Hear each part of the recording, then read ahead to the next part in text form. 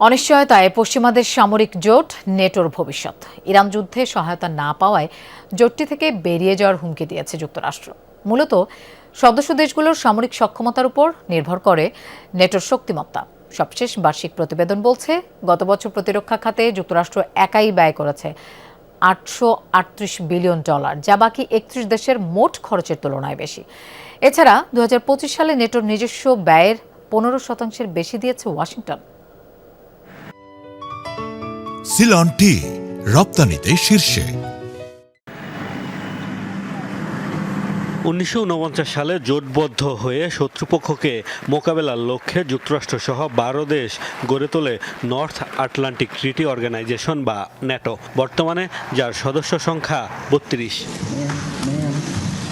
ইসরায়েলের সঙ্গে ইরান যুদ্ধ শুরু করে ন্যাটোর সহায়তা চেয়েছিলেন মার্কিন প্রেসিডেন্ট ডোনাল্ড ট্রাম্প, কিন্তু বাধ্যবাধকতা না থাকায় এই যুদ্ধ থেকে দূরে থাকার সিদ্ধান্ত নিয়েছে জোটভুক্ত বাকি দেশগুলো। হতাশ ট্রাম্প ব্রিটিশ গণমাধ্যম দ্য টেলিগ্রাফকে দেয়া সাক্ষাৎকারে দিয়েছেন ন্যাটো থেকে বেরিয়ে যাওয়ার হুমকি।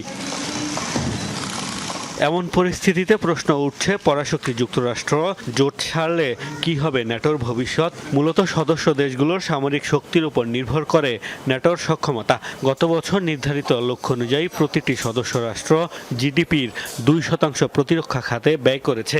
তবে এরপরও বাকি 31 দেশের কেউই সামরিক ব্যয়ের হিসাবে যুক্তরাষ্ট্রের ধারে কাছে নেই। 2025 সালে ওয়াশিংটন একাই খরচ করেছে $838 বিলিয়ন, আর বাকিদের মোট ব্যয় $574 বিলিয়ন।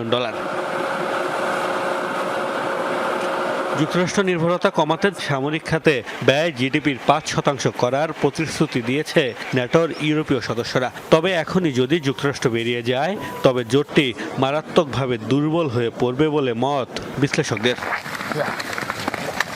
মার্কিন সামরিক সরঞ্জাম গোয়েন্দা তথ্য সরবরাহ বন্ধ হলে ন্যাটোর সক্ষমতা কমবে উল্লেখযোগ্যভাবে।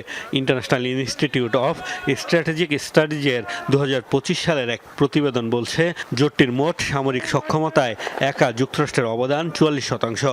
মার্কিনীদের শূন্যস্থান পূরণে লেগে যেতে পারে অন্তত 25 বছর। সেটিও সম্ভব কিনা তা নিয়েও রয়েছে সংশয়। মোস্তফা মাহমুদ, যমুনা নিউজ।